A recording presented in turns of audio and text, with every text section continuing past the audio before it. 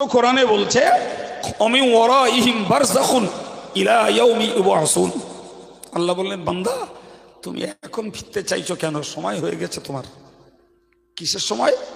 তোমার পিছনে অপেক্ষা করছে একটা পর্দার জীবন। কি অপেক্ষা করছে? পর্দার জীবন। সে হতে পারে মাছের পেট, হতে পারে বাঘের পেট, হতে পারে পানির তলে, হতে পারে কবরে, হতে পারে আগুনে পুড়ে। যে কোনো পরিস্থিতি তোমার জন্য অপেক্ষা করছে পর্দার জগৎ। একে আরবিতে বলা হয় আলামে বারজাখ, সাহিত্যের ভাষায় বলে মধ্য জগৎ। আমরা প্লেন বলি কবর জীবন, আমরা প্লেন বলি কবর জীবন। তো আল্লাহ বললেন তোমার জন্য কবর জীবন অপেক্ষা করছে, এখন তো আর ফিরতে চাইলে হবে না। অমি ওয়ারাইহিম বারযাখুন, আমার আল্লাহ পাক বললেন, ও বান্দা তুমি মনে রাখো, তুমি যে পর্যায়ে এসে পৌঁছে গেছো, এই পর্যায়ের পরে তোমার জন্য অপেক্ষা করছে পরজগৎ, তোমার জন্য অপেক্ষা করছে পর্দার জগৎ, তোমার জন্য অপেক্ষা করছে একটি অন্ধকার জগৎ। সিরে বলতে পারা যায়, জানেন আমাদের কোথায় কবর হবে আমরা জানি না বাবা। আমরা জন্ম নিয়েছি যেখানটায় সেটা জানি, কিন্তু কবর কোথায় হবে আমরা জানি না।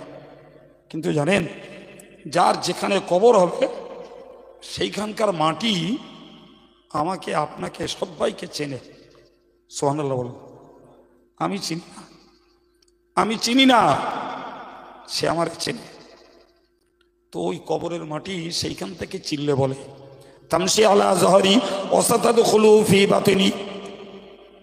কবরের মাটি বলে যে ও আল্লাহর বান্দা, তুমি আমার পিঠে চলছো, কিন্তু তুমি কি জানো তোমাকে খুব শিগগিরই আমার পেটের মধ্যে আসতে হবে? এটা জানো তুমি? তো আমরা তো কবরের ভাষা শুনতেও পাই না, বুঝিও না, কিন্তু কথাটা যখন নবী বলেছেন তাহলে আমাদের বিশ্বাস করতে আপত্তি না করাই উচিত। এক চান্সে এটাকে মেনে নেওয়া দরকার যে কবর এমনভাবে ডাকে, ডেকে বলে তামশি আলা যহরি ওয়াসাতাদখুলু ফি বাতনি, তুমি দাপটাচ্ছ আমার পিঠের উপরে, কিন্তু তোমাকে আসতে হবে আমার পেটের মধ্যে, আমার গর্ভে। প্রিয় ভাইরা আমার, অন্য হাদিস এসছে, অন্য হাদিস এসছে ইন্নাহু লা ইউলিমু ফিল ইয়াউমি সালাসা মাররাত, প্রতিদিন কবরের মাটি 3 বার করে জানান দেয়।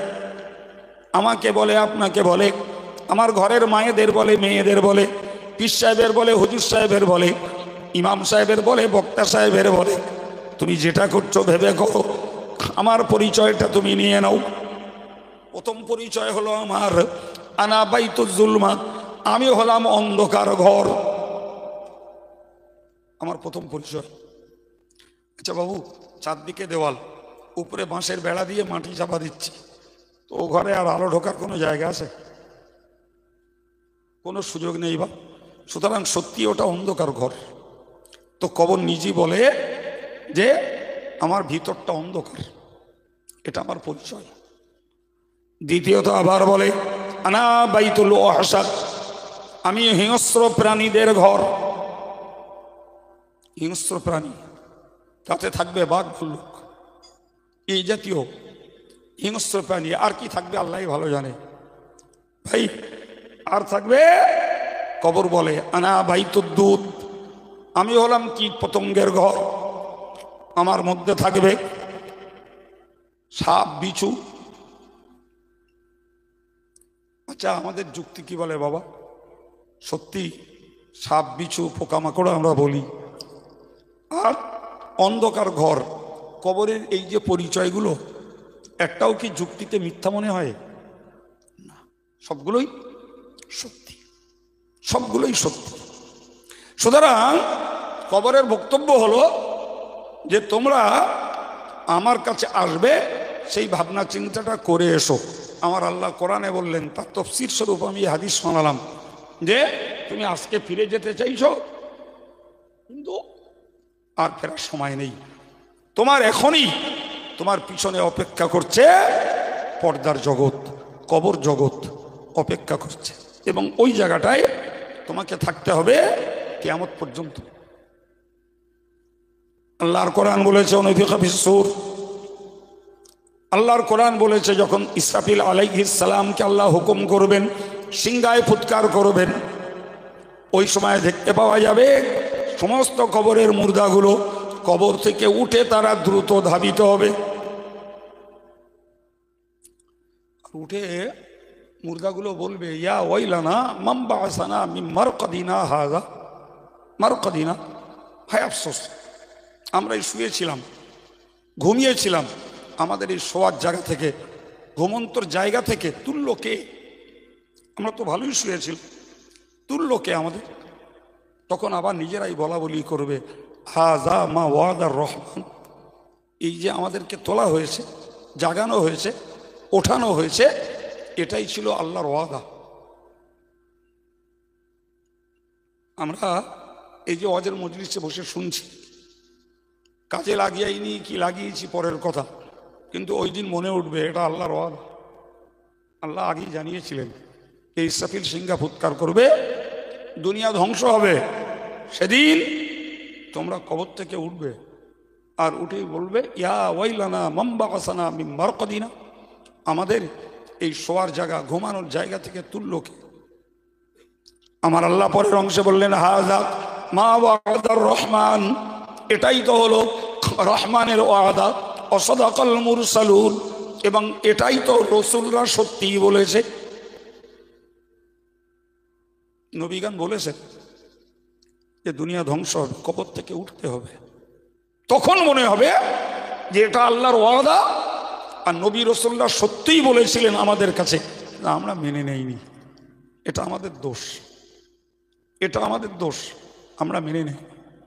আল্লাহ পাক কোরআনে স্মরণ করিয়ে দিলেন যে তুমি ফিরে যেতে চেও না বাবা, জি, বরং তোমার পিছনেই অপেক্ষা করছে, কি বলেছি, পর্দার জগৎ। কি বলেছি? পর্দার জগৎ, পিছনের জগৎ, কবর জগৎ।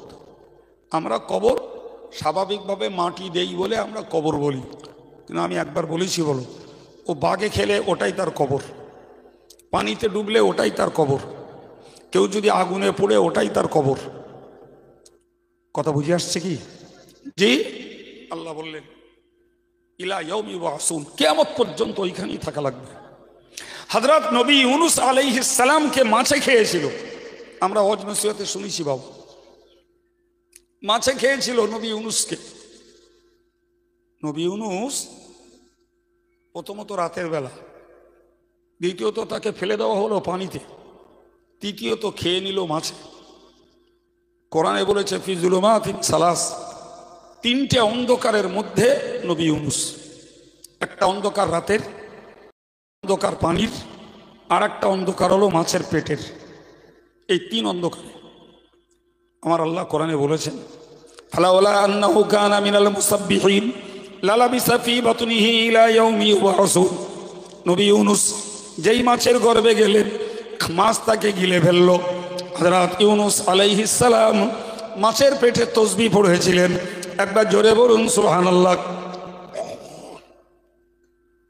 মাছের পেটে তসবিহ পড়লেন, যে তসবিহ ছিল আমরা ওটা জানি বাবু, অনেকের মুখস্থ আছে, লা ইলাহা ইল্লা আনতা সুবহানাকা ইন্নী কুনতু মিনাজ জালিমিন। সবাই পড়েন না, লা ইলাহা ইল্লা আনতা সুবহানাকা ইন্নী কুনতু মিনাজ জালিমিন।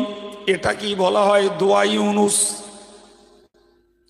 মহা বিপদে পড়লে, কঠিন রোগে পড়লে, কোনো রকমে ডাক্তার করে সারছে না, কোনোভাবেই কোনো পরিস্থিতিতেই উন্নতি হচ্ছে না, 1,25,000 বার এই দোয়া পড়ে, দোয়া করলে কেতাবে লেখা আছে আল্লাহ পাক ওই দোয়াকে কবুল করে নেবেন,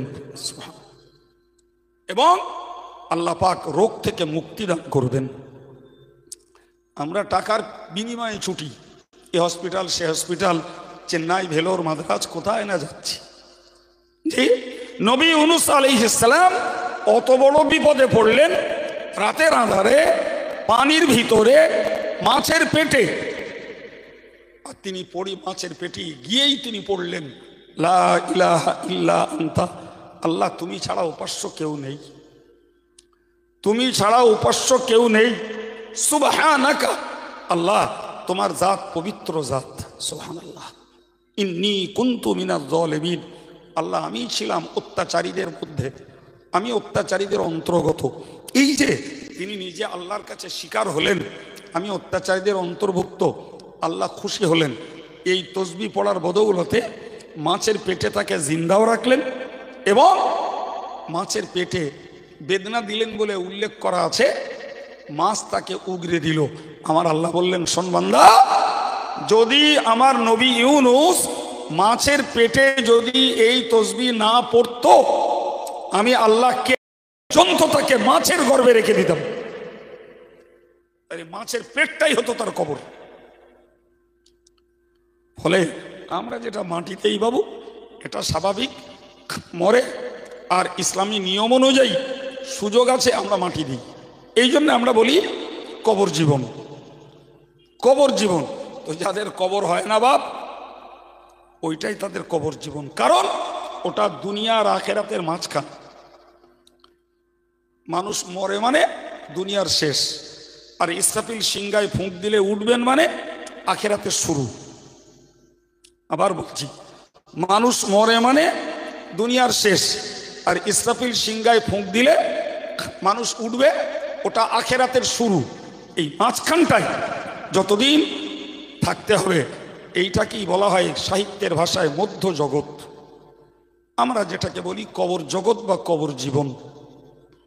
জি প্রিয় ভাইরা আমার, ওই জন্য আল্লাহ বলেছেন, বান্দা তুই ফিরে যেতে চাচ্ছিস যৌবনকালে, শক্তির পিরিয়ডে আমল করবি যে?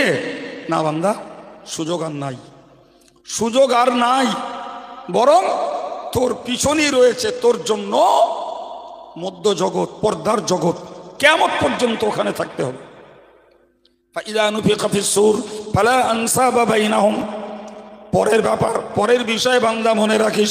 ফাইযা নুফিখা ফিস-সূর, ইসরাফিল আলাইহিস সালাম যখন সিংহায় ফুঁক মারবেন, আল্লাহর নির্দেশে সিংহায় যখন ফুঁক দেওয়া হবে, ফালা আনসাবা বাইনাহুম, ওই সময়ে কোনো বংশীয় সম্পর্ক চলবে না, কোনো বংশীয় সম্পর্ক চলবে না।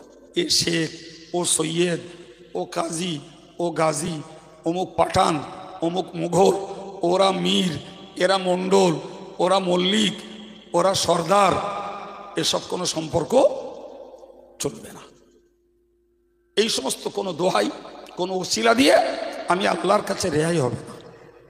পরিষ্কার কোরআন বলে দিয়েছে। যদি রেহাই কারোর হতো ভাই, তাহলে রসুল পরিবারের সদস্য যারা, তারাই রেহাই পাওয়ার সব থেকে উপযুক্ত ছিল।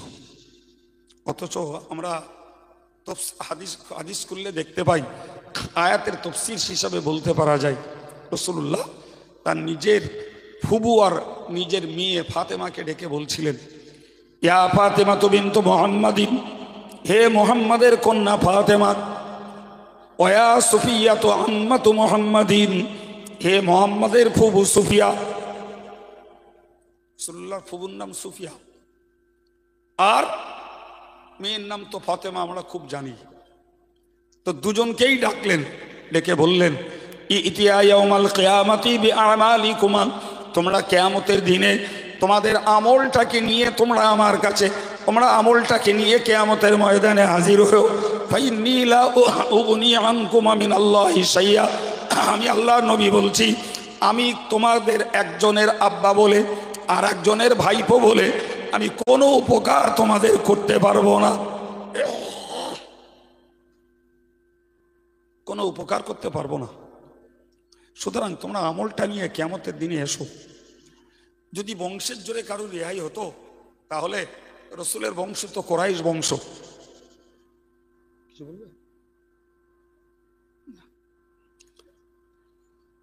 জি, রসুলের বংশ কোরাইশ বংশ, সে বংশ শ্রেষ্ঠ বংশ।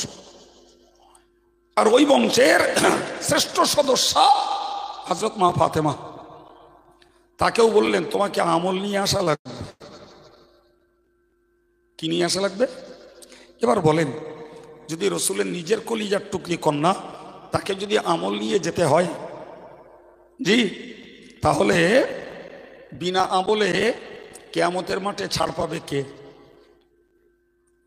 আমরা শুনেছি বাবু একটা ওয়াজ, যে হযরত আম্মাজান ফাতেমাতুজ জোহরা রাদিয়াল্লাহু আনহা তিনি যখন ইন্তেকাল করেছিলেন, তিনি ওসিয়ত করেছিলেন যে আমার জানাজা যেন লোকজন ডেকে না দেওয়া হয়, আমার দাফন যেন রাতের আঁধারে দেওয়া হয়, পর্দা রক্ষা করার জন্য, আমাকে কেউ যেন না দেখে। তো সঙ্গে জানাজায় ছিলেন স্বামী আলী, দুই বেটা হাসান হোসাইন, নবী পরিবারের শ্রেষ্ঠ সদস্য, নবী পরিবারের শ্রেষ্ঠ সদস্য হযরত আবুজার, এই নবী পরিবারের খুব ঘনিষ্ঠ আত্মীয় আবুজার গেফারি রাদিয়াল্লাহু আনহু। হযরত আবুজার গেফারি কবরের কাছটায় বলেছিলেন, হে কবর, তোর কাছে রেখে যাচ্ছি রসুলের কন্যা, তোর কাছে রেখে যাচ্ছি আলীর বিবি, তোর কাছে রেখে যাচ্ছি হাসান হোসাইনের বেটা, হাসান হোসাইনের মাকে তোর কাছে রেখে যাচ্ছি খাতুনে জান্নাত ফাতেমাকে, তুই খবরদার যেন দুর্ব্যবহার করিস না। এই ছোট্ট কথা কবর তার জবাবে বলল, আমার কাছে কে কার স্ত্রী, কে কার মা, কে কার বিবি, আর কে খাতুনে জান্নাত, এ পরিচয়ের কোনো মূল্য নেই। আমার কাছে পরিচয় হলো যার নেক আমল থাকবে তার সঙ্গেই আমি কবর, আমার মাটি তার সঙ্গে সদ্ব্যবহার করবে। ভাই এই ঘটনাটাকেই আমি ইনিয়ে বিনিয়ে আধ ঘন্টা ধরে গেয়ে দিতে পারি, কিন্তু ও তো আমার স্বভাবের বাইরে, তার জন্য 3 মিনিটে বলে দিলাম। জি, কথাটি অনেকে বলে, আমি বলি না, আজকে প্রসঙ্গক্রমে বলে ফেললাম, তবে আমি শুনে বলি নাই। জি, প্রমাণিত হোক আর অপ্রমাণিত হোক, একটা বইতে লেখা আছে, সেই বইটাকে পড়েই বললাম আমার বক্তব্য। কেউ পড়ে বলুন না কেউ না পড়েই বলুন, আমরা যারা শুনছি তাদের ভিতরে এই ভয়, এই ভাবনা, এই চিন্তাটা তো আসতে হবে, তাহলে তো ওটা শুনলে লাভ। যেখানে ফাতেমার এত পরিচয় পরিচিতি থাকা সত্ত্বেও কবরের মাটি কোনো পরিচয়ে তার সঙ্গে সদ্ব্যবহার করিনি বাবু, তাহলে আমরা কোথায় টেক খাবো? কোথায়? এই কথাগুলো যদি আমরা বুঝি, তাহলে কেউ কারোর জন্য না, নিজের জন্যই একটা ভালো পথ, একটা নাজাতের পথ, নিজের জন্যই আল্লাহর কাছে রেহাই পাওয়ার একটা রাস্তা আমরা নিজেরা খুঁজে নিতে পারি। আর যদি নিজে না বুঝি, জি, তো কে আমাকে বুঝিয়ে দেবে? কি বলতেছিলাম? আয়াত পাকের তাফসীর বলছিলাম। আল্লাহ বলেছে, ফাইযা নুফিখা ফিস-সূরি ফালা আনসাবা বাইনাহুম। মহান আল্লাহ বললেন, ফাইযা নুফিখা ফিস-সূর, যদি সিংহায় ফুৎকার করা হবে যখন, ফালা আনসাবা বাইনাহুম, সেদিন কোনো বংশীয় সম্পর্ক, কোনো বংশীয় কিছু চলবে না। অন্য আয়াত পাকে আল্লাহ বলেছেন, ইয়াউমা ইয়াকুনুন নাস, ঠিক সেদিন মানুষগুলো হবে কাল ফারাশিল মাবসুস, বিক্ষিপ্ত প্রজাপতির মতো, বিক্ষিপ্ত প্রজাপতির মতো। ভাই কোরআনে আল্লাহ বলেছেন, যেদিন সিংহা ফুৎকার হবে, ওয়াতাকুনুস সামাউ কাল মুহলি ওয়াতাকুনুল জিবালু কালি, যেদিন সিংহা ফুৎকার হবে আসমানটা বিগলিত তামার মতো গলবে, আর পাহাড়টা ধ্বনিত তুলোর মতো উড়বে। জি, লা ইউসালু হামিমুন হামিমা ইউবাসসারুনহুম, সেদিন দেখতে পাওয়া যাবে একজন আর একজনের অন্তরঙ্গ বন্ধু, অথচ দেখা হবে একবারও জিজ্ঞাসা করবে না ভাই তোমার হালাত কি, কিংবা সেও আমাকে জিজ্ঞাসা করবে না, যেমন আমিও তাকে জিজ্ঞাসা করব না ভাই তোমার হালাত কি। ইমাম মুক্তাদিকে জিজ্ঞাসা করবে না, মুক্তাদি ইমামকে জিজ্ঞাসা করবে না, পীর নামীয় ব্যক্তিরা যারা, তারা ভক্তদেরকে জিজ্ঞাসা করবে না, আমি বক্তা শ্রোতাদের জিজ্ঞাসা করব না, শ্রোতা বক্তাকেও জিজ্ঞাসা করবে না, বাপ বেটাকেও না। এক কথায় যতই অন্তরঙ্গ থাক, যতই পরিচয় থাক, একজন আর একজনকে জিজ্ঞাসাটাও করবে। ভাই এই জন্য আল্লাহ বলেছেন, ফালা আনসাবা বাইনাহুম ইয়াওমাইযিন ওয়ালা ইয়াতাসাআলুন, কেউ কারো জিজ্ঞাসাটাও করবে না। সুতরাং আমাদেরকে মনে রাখতে হবে, নিজের আখের নিজেকে গোছাতে হবে। নিজের আখের দুনিয়ার 60-70 বছর এ তো সব রকমের মানুষের চলে যাচ্ছে বাবা, শিক্ষিত মূর্খ, ধনী গরিব, সাদা কালো, জি, সাধারণ মানুষ আর হুজুর আর বক্তা আর পীর সাহেব আর পীরজাদা, মৌলানা আর মুফতি, ডাক্তার আর মাস্টার, সবার চলে যাচ্ছে বলো দুনিয়া। কারোর ভালো খেয়ে ভালো পরে লাইফ স্টাইল বাড়িয়ে, কারোর মন্দ খেয়ে মন্দ পরে, নিম্নমানের খাবার খেয়ে নিম্নমানের পোশাক পরে চলছে সবার বাপ। যে কিন্তু এখানে তো আটকাবার কিচ্ছু নাই। আটকাবার পালা তো শুরু মাটির উপরের থেকে নিচে গেলেই, মাটির উপর ভাগ থেকে ভিতর ভাগে গেলেই পালা শুরু। প্রিয় ভাইরা আমার, ওইখানটার ভাবনা আল্লাহ বললেন মান মাতা ফাকাদ কামাত কিয়ামাতুহু, যে লোকটা মরল ওর কিয়ামত শুরু হয়ে গেল। কথাটা খুব ভয়ঙ্কর, যে মরল তার কিয়ামত শুরু। কেন ভাই? কিয়ামতে যেমন আমাদের কাজ কথার হিসাব নেবেন, কৈফিয়ত দিতে হবে, মরণের পরে কবরে গেলি তাই আমাদের কৈফিয়ত শুরু। তোমার রবকে, তোমার নবীকে, তোমার ধর্মটা কি ইত্যাদি প্রশ্নগুলো কবরে শুরু। যদিও আমি দুঃখজনকভাবে বলছি, আজকের এক শ্রেণীর বক্তারা, আলেমরা এই কথাটাকেও অবিশ্বাস করছে যে কবরে ওসব কিচ্ছু হবে না। একটা মন্তব্য ছুড়ে দিলাম যেখানকে বাদে, কবরে ওসব কিচ্ছু হবে না। আর আমরা সেই বাল্যবেলা থেকে শুনে আসছি মুনকার নাকিরের সওয়াল হবে। এ বাবা শুনিনি আমরা মুনকার নাকিরের সওয়াল কবরে হবে, আমরা বেলা থেকে শুনে আসছি বাপ। এখন একদল কেউ বলছে যে কবরে সওয়াল হবে না।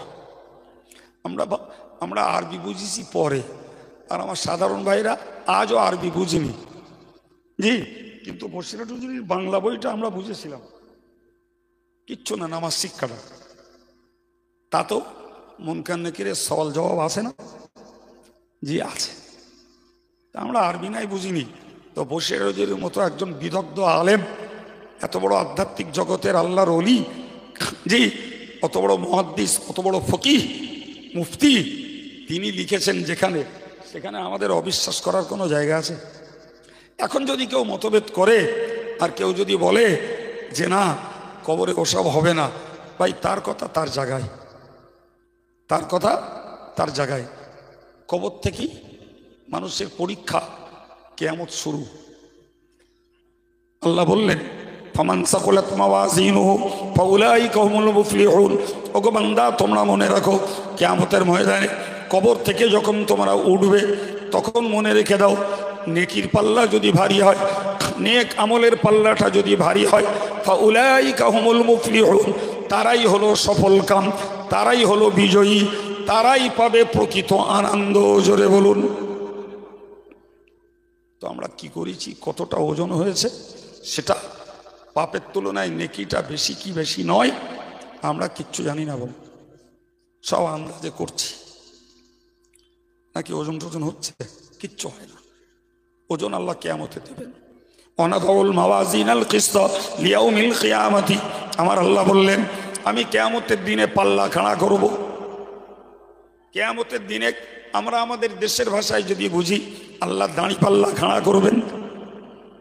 আর ওই দাঁড়ি পাল্লার গুণ হলো ন্যায় ওজন করা, ইনসাফের সঙ্গে ওজন করা। একবার বলুন সুবহানাল্লাহ। আল্লাহ যে পাল্লা খাড়া করবেন সে পাল্লা ইনসাফের পাল্লা, ন্যায়ের পাল্লা, সঠিক ওজনের পাল্লা। আল্লাহ বললেন মাওয়াজিনাল কিসত লিয়াউমিল কিয়ামা ফালা তুযলামু নাফসুন শাইআ, কারো প্রতি এক বিন্দু পরিমাণ অত্যাচার করা হবে না। আমি যদি করি তা থেকে আমাকে বঞ্চিত করা হবে না, আর আমি পাপ যদি না করি সেটা আমার নামে বাড়িয়ে চাড়িয়ে চাপিয়ে দেওয়া হবে না। বাবা ইনসাফের পাল্লা। আল্লাহ বলেছেন ওয়া ইন কানা মিসকালা হাববাতিন মিন খারদালিন আতাইনা বিহা। আল্লাহু আকবার। আল্লাহ বলেন ওয়া ইন কানা মিসকালু হাববাতিন মিন খারদাল, যদি একটা সরিষার দানা পরিমাণ নেকি কেউ করে, সেটাকেও পাল্লায় এনে তুলে দেওয়া হবে। সরিষার দানা পরিমাণ পাপ যদি কেউ করে, সেটাকেও পাল্লায় তুলে দেওয়া হবে। এবার বলেন, কোন রকমের ফাঁকি ঝুঁকি, মিথ্যাচারিতা, যে ঝুল কাটাকাটি, তিরিবিরি করার কোনো সুযোগ আছে? কোনো সুযোগ নেই। এই জন্য আল্লাহ বলেছেন, নেকির পাল্লা যার ভারী, সেই সেদিন সফল কাম, সেই সেদিন লাভবান, সেই সেদিন বিজয়ী, সেই হবে সেদিন আনন্দিত। পরের অংশে বলেছেন, পরের অংশে ও আম্মা মান খাফফাত মাওয়াজিনুহু, যার পাপের নেকির পাল্লাটা হালকা হয়ে যাবে, নেকির পাল্লা যার হালকা হয়ে যাবে, ফাউলাইকা আল্লাযীনা খাসিরু আনফুসাহুম, তাহলে সে তার নিজেকে ক্ষতিগ্রস্ত করলো, সে নিজেকে ক্ষতিগ্রস্ত করলো। ফি জাহান্নাম খালিদুন, কিভাবে? সে চিরকাল জাহান্নামের জন্য বরাদ্দ হয়ে গেল। নাউজুবিল্লাহ। জি, তাহলে যার পাপের পাল্লা ভারী হয়ে গেছে, নেকির পাল্লা যার হালকা হয়ে গেছে, তাহলে তার পক্ষে ক্ষতিগ্রস্ত হওয়া ছাড়া আর কোনো রাস্তা নাই, আর কোনো রাস্তা নাই। আমি আজকের এই সুন্দর পরিবেশে, এই ছেলেরা নাম দিয়ে রেখেছে তফসিরুল কোরআন মাহফিল। জি, আমার তফসির করার মতো জ্ঞান যোগ্যতা নেই, যেটা সত্যি কথা। আবার তাতে গলায় সুর নি, স্বর নি, প্লেন কাঠখোট্টা কথাবার্তা। জি, তো আল্লাহ যতটুকু জ্ঞান বুঝ দিয়েছে, শুরু থেকেই একটানা কোরআনের উপরে দাঁড়িয়ে কিছু তফসির আপনাদেরকে শোনালাম, যার একটা কমপ্লিট সেন্স, একটা পূর্ণ জ্ঞান আপনাদের কাছে বিতরণ করেছি। পরিশেষে আপনাদের কাছে আমার আন্তরিক মিনতি, আমিও আলাদা নই বাবা, আমিও আপনার মতো আমলের ময়দানের আসামি। আমি অজ করছি মানে আমি সাধু নই। আমার বড় ভয় হয়, মানুষকে যা অজ করি তা যদি নিজে আমল করতে না পারি, তাহলে শ্রোতার থেকেও বক্তার বিপদ বেশি। শ্রোতার থেকেও একদম অরিজিনাল সত্য কথা। আমরা বক্তৃতা করি লোকের মনোরঞ্জনের জন্য, মানুষকে সন্তুষ্ট করার জন্য। আমরা বক্তৃতা করি এ কথা বলে সে কথা বলে, গল্প মেরে, সুর দিয়ে, স্বর দিয়ে টাইম পাস করব। সময় পার হয়ে গেলে আমার উচিত মজুরিটা পেয়ে যাব, আমি খুব খুশি। জি, এই সত্যকারের আল্লাহর ভয় থাকলে আমাকে ভাবতে হবে, বক্তাদেরকে ভাবতে হবে যে আমি যা বলছি আমার শ্রোতারা না করলেও তাদের যা গোনা হবে, আমি না করলে তার দ্বিগুণ গোনা হবে, কারণ আমি তো জ্ঞান পাপী। এই কথা ঠিক না ভুল? আমি তো জ্ঞান পাপী। সেই জন্য আমার বড় ভয় হয় যে অজনসিয়াত নিজে করছি, অথচ সেটাকে আমলে যদি ধরে রাখতে না পারি, তাহলে শ্রোতার থেকেও বক্তার বিপদ বেশি। এই জন্য বলতেছিলাম, আমরা কতটা নেকির কাজ করছি বাবু, কারোর ওজন করা নেই। পাপের কাজ কতটা করছি, কারোর ওজন করা নেই। জি, এখন নেকিও নেকির পাল্লায় উঠবে, আর পাপও পাপের পাল্লায় উঠবে। প্রিয় ভাইরা আমার,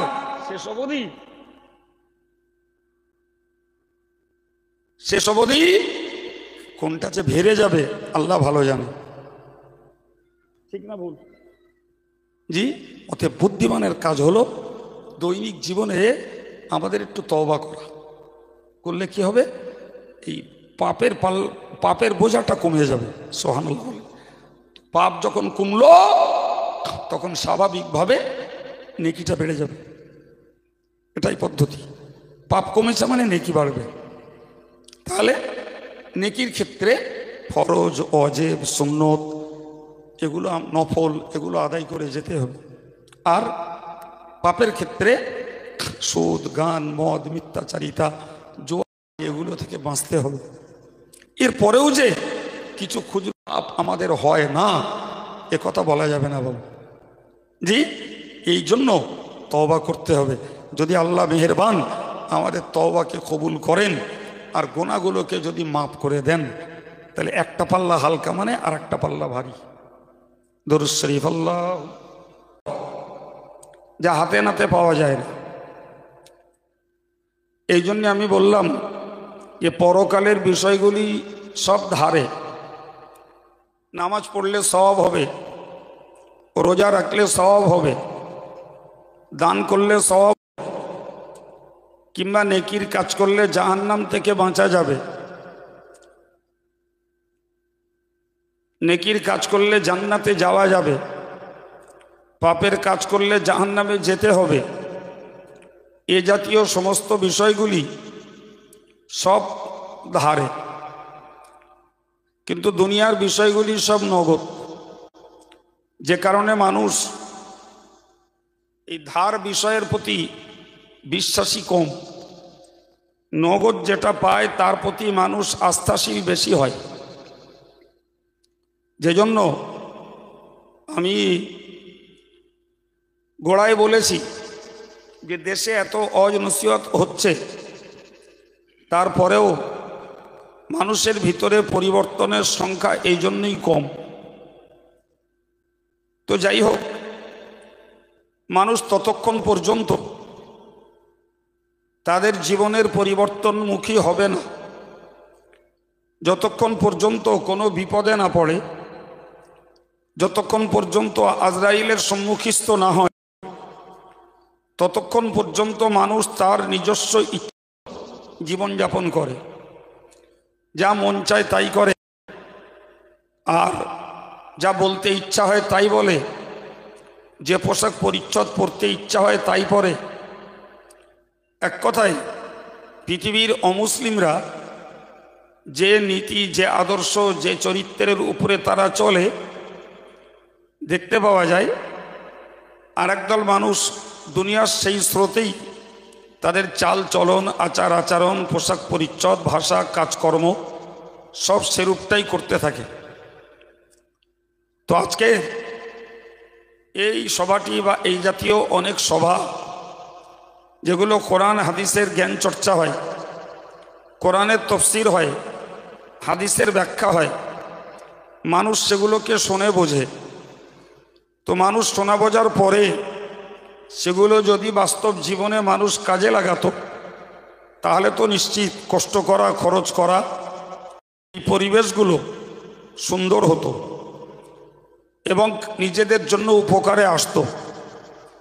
তো মানুষ মেহনত করে, সুন্দর পরিবেশ তৈরি করে, মেহমানদারির জন্য তাবাররুকের ব্যবস্থা করে, আলেম ওলামাদের জন্য যত্ন খাতিরের ব্যবস্থা করে, কিন্তু নিজেদের ক্ষেত্রে যদি সেটাকে কার্যকর না করা হয়, তাহলে আমাদের খাটনি, মেহনত, অর্থ খরচ সবগুলো বেকার হয়ে দাঁড়ায়। কানে কত শুনতে ভালো লেগেছে, এর জন্য কোনো সওয়াব নাই। জ্ঞান কতটা লাভ করেছি আর জ্ঞানটাকে কতটা কাজে লাগাতে পেরেছি, তাতেই এর জন্য সওয়াব। তা আমি দুটো তিনটে আয়াত আপনাদের কাছে পড়েছি, ওই আয়াতটুকুর উপরেই কিছু তফসির আপনাদেরকে শোনাচ্ছি। মনোযোগের সঙ্গে কথা কটা শুনুন, বাকি যার নসিবে যেটা আছে সে সেটাই উপভোগ করবে। কোরআন শরীফে আল্লাহ বলেছেন, একটা মানুষ যখন মুমূর্ষ পরিস্থিতিতে পৌঁছায়, মর ভাব যখন হয় এবং মরণটাকে সামনে থেকে দেখতে পায়, তখন ওই ব্যক্তিটা বলে, রব্বির জিউনি, আল্লাহ তুমি আমাকে ফেরত পাঠাও, আমার জীবনকালে ফিরিয়ে দাও, কিংবা আমাকে সুস্থ জীবনের দিকে ফিরিয়ে দাও। তো আল্লাহ যেন জিজ্ঞাসা করেন যে তোমাকে ফিরিয়ে দিলে তুমি কি করবে।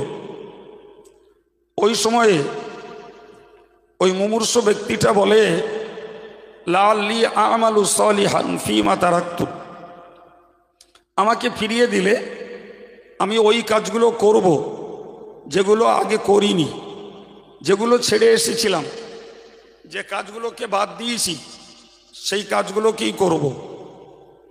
এটি মানুষের অর্থাৎ মুমূর্ষ ব্যক্তিটার দাবি হয়।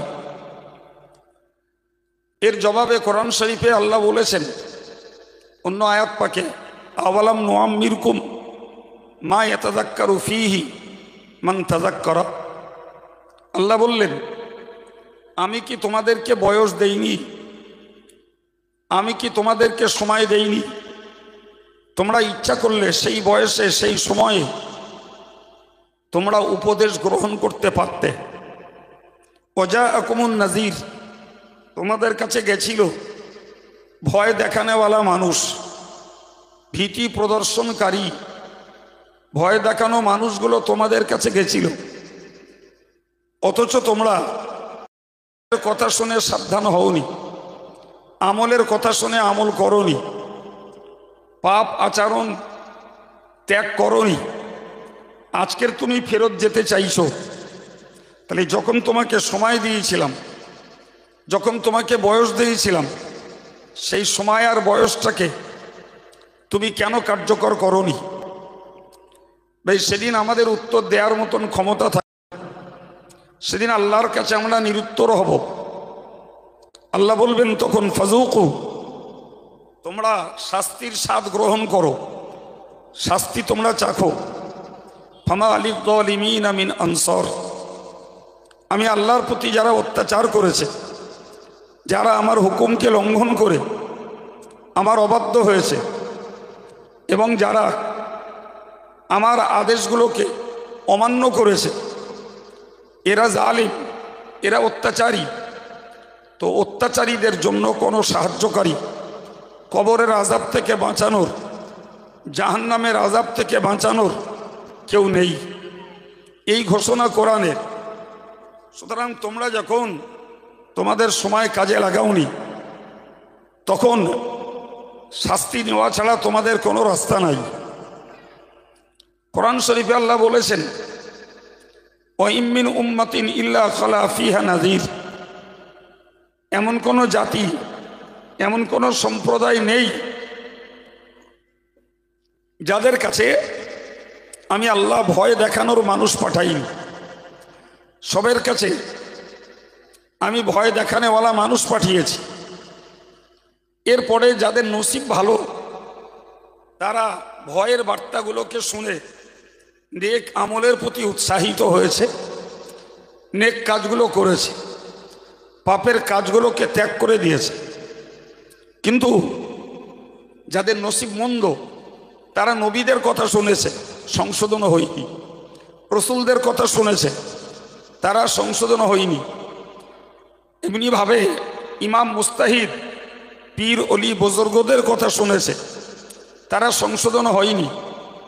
সেখানে সাধারণ বেশি আলেমদের কথা শুনে একদল লোক সংশোধন হবে না, এটা ইতিহাস থেকে বুঝতে পারা যায়। কিন্তু তারপরেও আমাদের চেষ্টা যে যদি একদিন দুদিন 5 দিন শুনতে শুনতে যারা অবুঝ মানুষ, ধর্মহারা যারা, নেক আমলের প্রতি যাদের মনোযোগ নেই, পাপের প্রতি যাদের আকর্ষণ বেশি, হয়তো একদিন তাদের জীবনের পরিবর্তন ঘটতে পারে। প্রিয় ছেলেরা, আমি কোরআন শরীফ থেকেই কথাগুলো বলছি।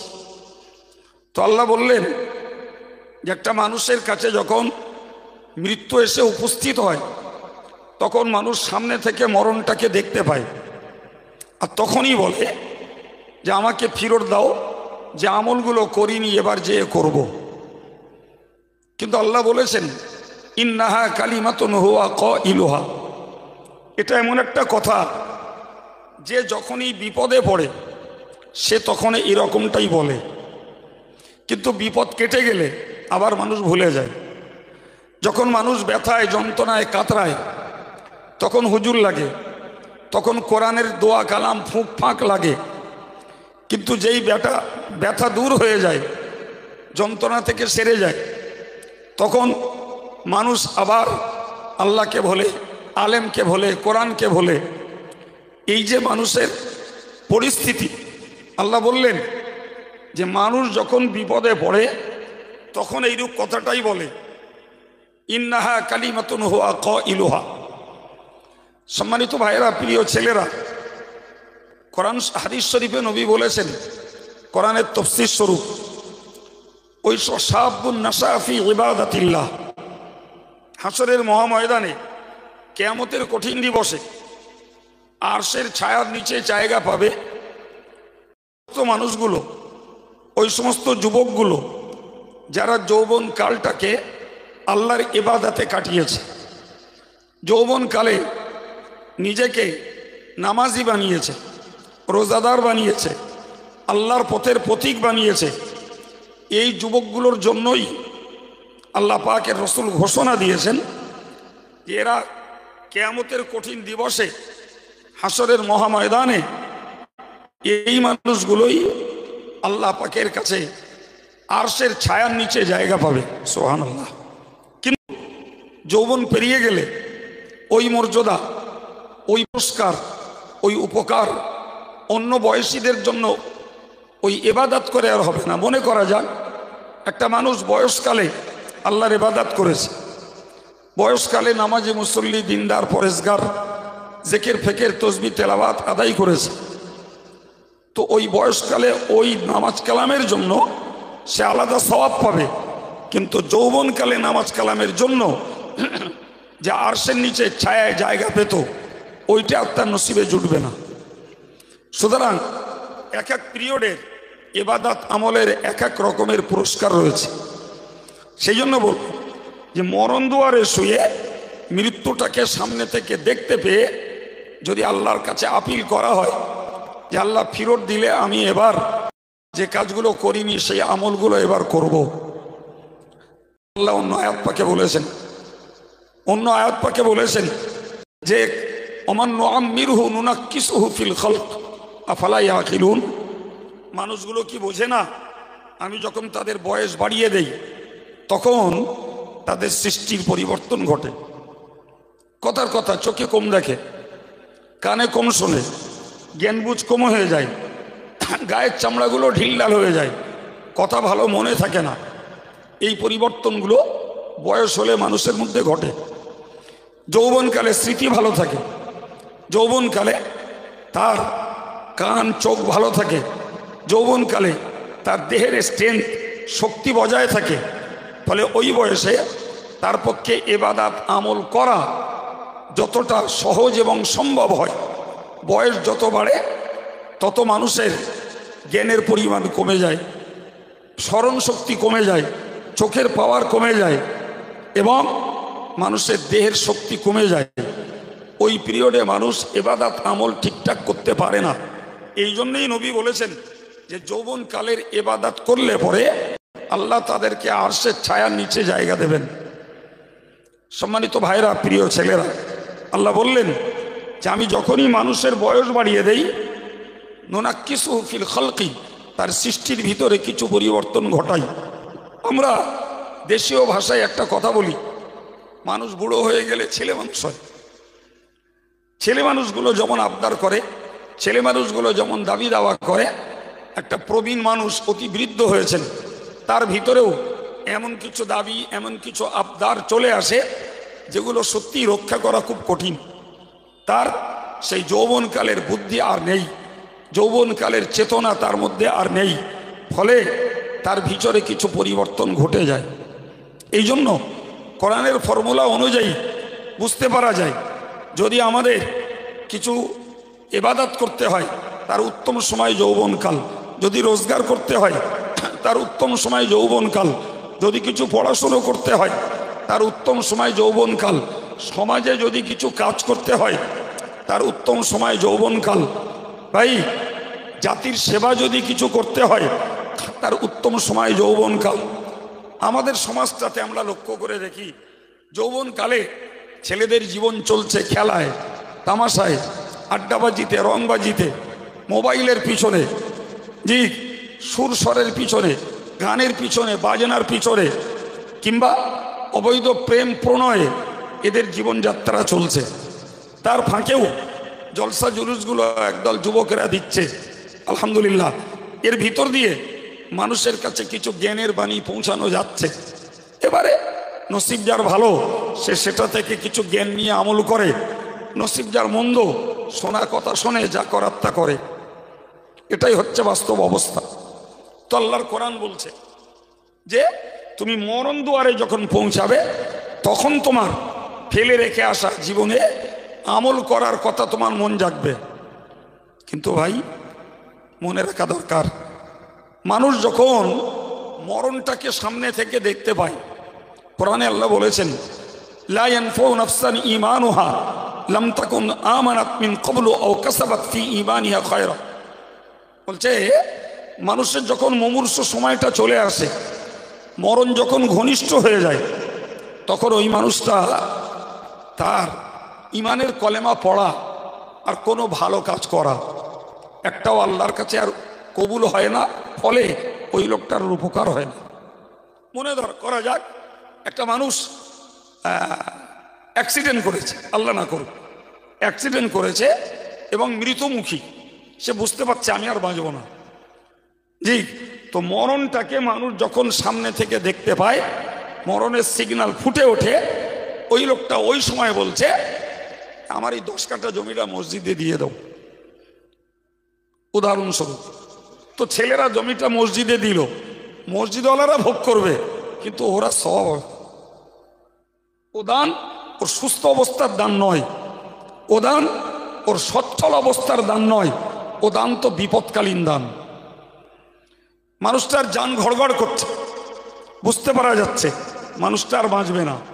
তো ওই যে জানের ঘড়ঘড়ানি চেপে গেছে, এখন যদি লোকটা বলে তওবা করছি, আমি তওবা আস্তাগফিরুল্লাহ মিন কুল্লি যামবি ওয়া আতুবু ইলাইহি, যে আমি আল্লাহর দিকে ফিরে যাচ্ছি আর সমস্ত গুনাহ থেকে আমি ক্ষমা চাচ্ছি, ভাই ওই তওবা কবুল হয় না বাপ। একটা সাধারণ যুক্তিতে বুঝুন, এই সিগারেটের যেখানে অ্যাড দেওয়া থাকে সেখানে লেখা থাকে cigarette smoking injurious to health. তার মানে সিগারেট পান করা, ধূমপান করা স্বাস্থ্যের জন্য ক্ষতিকর লেখা আছে। ও যত দোকানে বিড়ি সিগারেট বিক্রি হয় সেখানে দেখবেন বড় বোর্ড লাগিয়ে অ্যাড দেওয়া আছে, আর সেখানে লেখা আছে বাংলায় বিধিসম্মত সতর্কীকরণ, ধূমপান ক্যান্সারের কারণ, ভালো করে বোঝেন। অথবা লেখা আছে ধূমপান স্বাস্থ্যের জন্য ক্ষতিকর। আপনি এখনই যান যে কোনো দোকানে যেখানে বিড়ি সিগারেট বিক্রি হয়, অ্যাড দেওয়া আছে। আচ্ছা ভাই, এই যে অ্যাড দেওয়া রয়েছে, এই অ্যাড দেওয়ার কারণে দেশের ধূমপানকারী লোকগুলো তারা কি ধূমপান করা বাদ দেশে মনে হয়? ধূমপানির কোম্পানি কি বন্ধ হয়ে গেছে যে আর কেউ ধূমপান করছে না, ফলে এ কোম্পানি আর চলবে না? তাও না। এখন আপনি বলুন, একটা লোক 40 বছর ধরে ধূমপান করলো, আর 40 বছর পরে ওই লোকটা এখন ক্যান্সারে আক্রান্ত। 40 বছর পরে ওই লোকটার ফুসফুসিতে ইনফেকশন হয়েছে, সে এখন ক্ষয় কাশের রুগী, সবসময় ঘক ঘক ঘক ঘক করে কাশছে।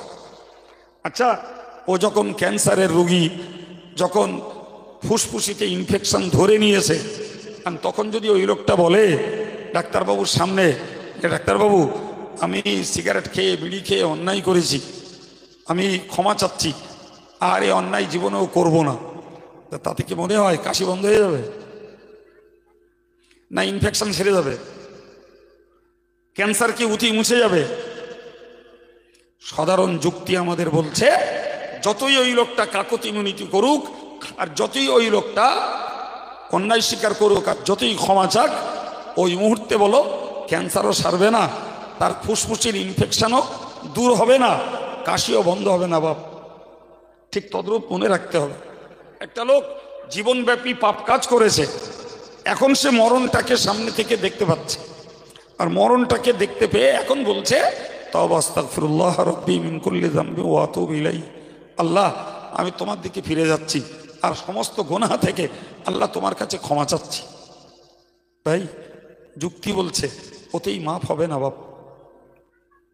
তোমার তওবাটার দরকার ছিল, পাপ করার শক্তি ছিল যে সময়ে, ওই সময়ে তোমার বুদ্ধি যখন টনটনে ছিল, ওই সময়ে যখন তুমি সুস্থ ছিলে, ওই সময়ে তুমি গুনাহ থেকে তওবা করলে আল্লাহ পাক সাদরে তোমার গুনাহর ক্ষমা করতেন, তোমার তওবাকে কবুল করে নিতেন, তোমাকে আল্লাহ পাক ক্ষমার অন্তর্ভুক্ত করে দিতেন। সুবহানাল্লাহ। কিন্তু তুমি তখন তো আল্লাহমুখ হওনি বাবা, তখন তো তুমি আল্লাহর দ্বারস্থ হওনি, তখন পয়সার জোর ছিল, জ্ঞানের জোর ছিল, গায়ের শক্তি ছিল, দাপটানি ছিল, ফলে তখন তুমি আল্লাহমুখ হওনি, পাপ থেকে বাঁচতে চেষ্টা করোনি, গোনার জন্য আল্লাহর কাছে ক্ষমা চাওনি। এখন বিপদে পড়ে বলছো, হবে না। সম্মানিত ভাইরা আমার, ইতিহাস থেকে আমরা জানতে পারি ফেরাউন দীর্ঘ বৎসর ধরে আল্লাহর দুশমনি করেছে, আল্লাহর বিরোধিতা করেছে। ওই ফেরাউন নবী মুসা তার কাছে দ্বীনের দাওয়াত নিয়ে গেছেন। ওই ফেরাউন বলেছে, মুসা তুমি কাফের, মুসা তুমি কাফের।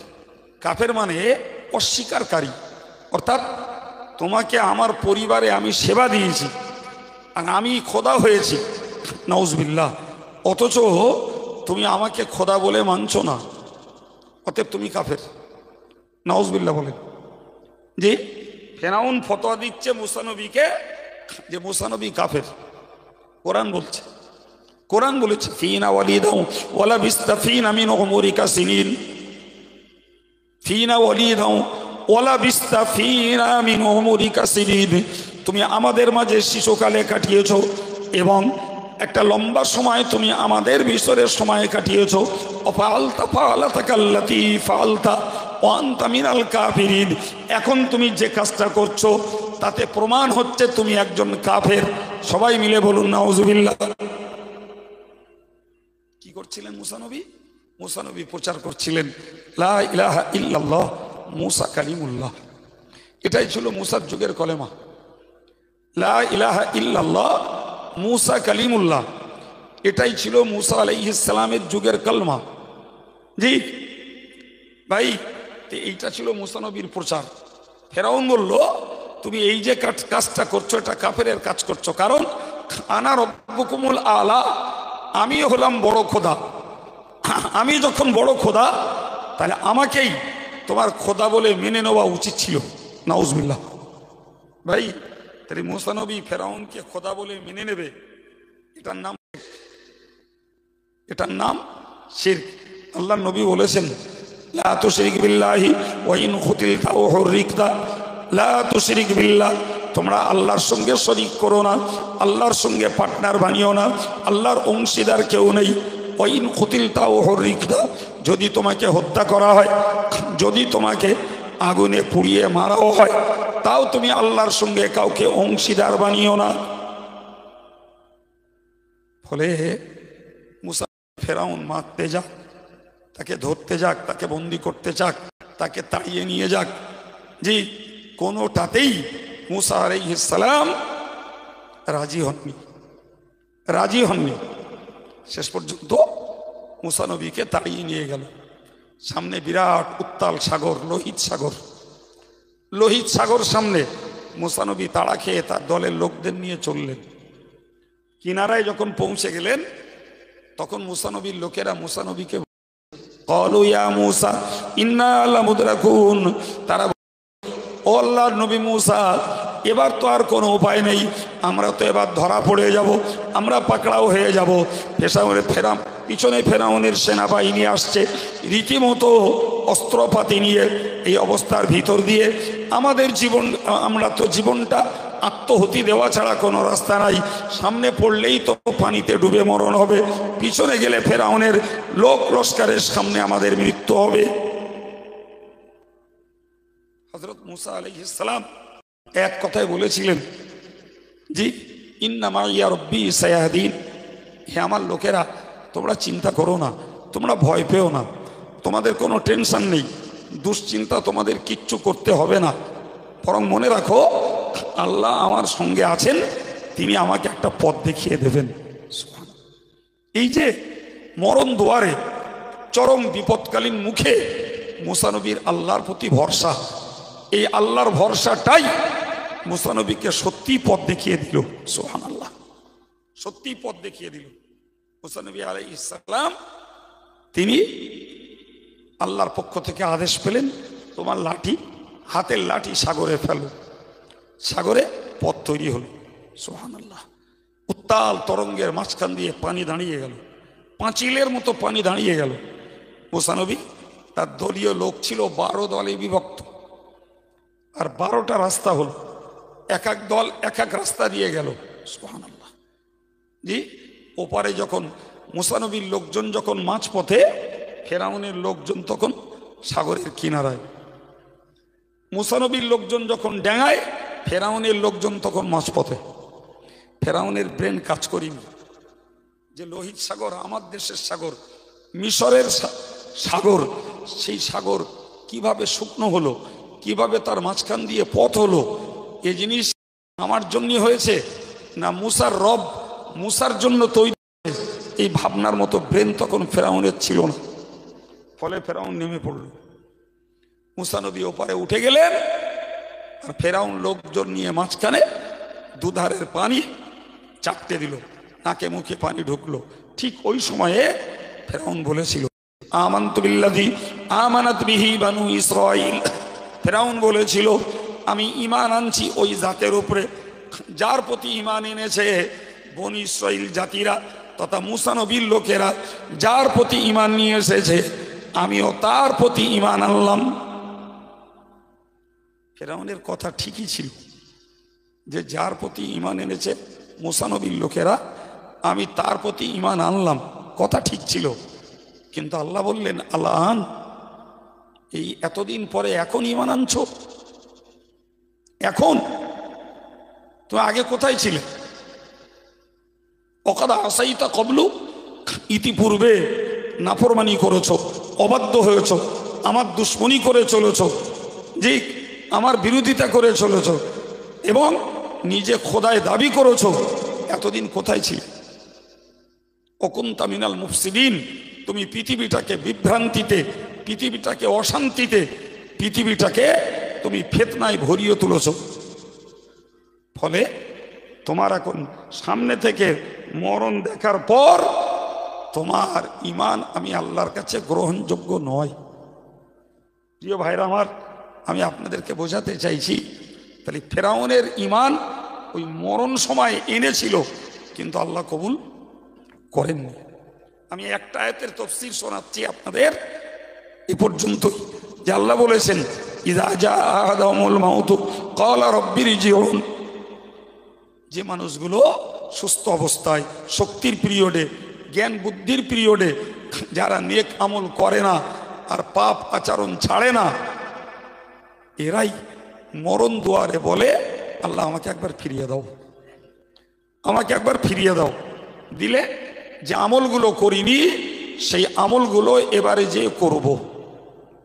আমার বক্তব্য বাবা, এটা আমাদের সমাজের যে কেউ আমল শূন্য জীবনযাপন করে মরণ দুয়ারে বলতে পারে।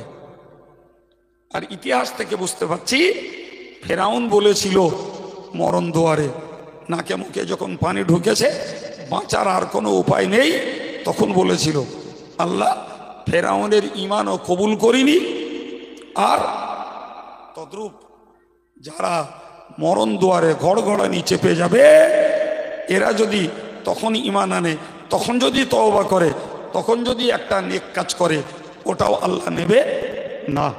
আর কিয়ামতের পূর্বে যখন পশ্চিম দিক দিয়ে সূর্য উঠবে, তখন যে মানুষগুলো বাঁচবে ওই মানুষগুলো পশ্চিম দিক দিয়ে সূর্য ওটা দেখতে পেয়ে তারা ঈমান আনবে, নামাজ ধরবে, গান সুদ জুয়া মদ ইত্যাদি বাদ দেবে। জি, কিন্তু ওদের ঈমান আর তওবাও আল্লাহর কাছে কবুল হবে না। কথা বোঝা যাচ্ছে কি?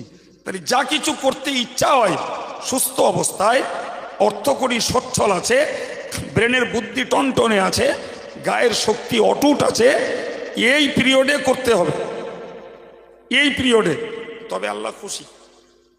আরে বাবা, যৌবনকালে একটা ছেলেকে ডাকতে পারে তাসের আড্ডায়, জোয়ার আড্ডায়, টিভির আড্ডায়, গানের আড্ডায়, সুরের আড্ডায়, নাচের আড্ডায়, বিচিত্রা অনুষ্ঠানের আড্ডায় তাকে ডাকতে পারে, রাজনীতির রঙ্গমঞ্চে তাকে ডাকতে পারে, অন্য কোনো সুন্দরী মেয়ে অবৈধ প্রেম প্রণয়ের দিকে, জি তাকে ডাকছে, কিন্তু ওই জায়গাগুলোতে ডাকবে না। বলো 70 বছরের বুড়োরে, 70 বছরের বুড়োরে ডাকবে না।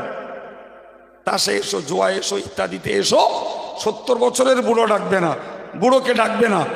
70 বছরের বুড়োর পক্ষে যখন আর তাসে যাওয়ার ইচ্ছা নেই, মদে যাওয়ার আর সম্ভাবনা নেই, অবৈধ প্রেমে পড়ার আর ভয় নেই, গান শোনার প্রতি আর আগ্রহ নেই, বিচিত্রা অনুষ্ঠানে যাওয়ার মতন আর মন নেই, ওই লোকটার পক্ষে ধর্মের দিকে যাওয়া সহজ ভাব।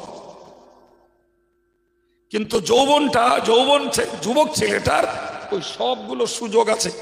ওই পিরিয়ডে সে তাসে ডেকেছে যায়নি, জোয়ায় ডেকেছে যায়নি, মদে ডেকেছে যায়নি, রঙ্গমঞ্চে ডেকেছে যায়নি, ব্যভিচারে ডেকেছে যায়নি, লটারির দিকে ডেকেছে যায়নি, গান বাজনার দিকে ডেকেছে যায়নি, সে নাচের দিকে ডেকেছে যায়নি, বিচিত্রা অনুষ্ঠানে ডেকেছে যায়নি।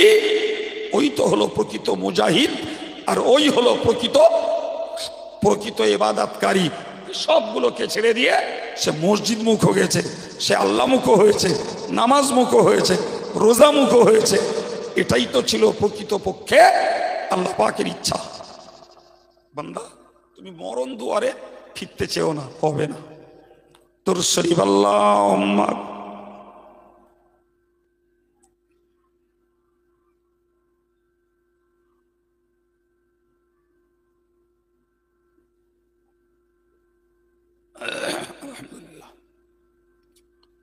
সম্মানিত ভাইরা আমার, এর পরের অংশ কোরআনে কি বলছে দেখুন।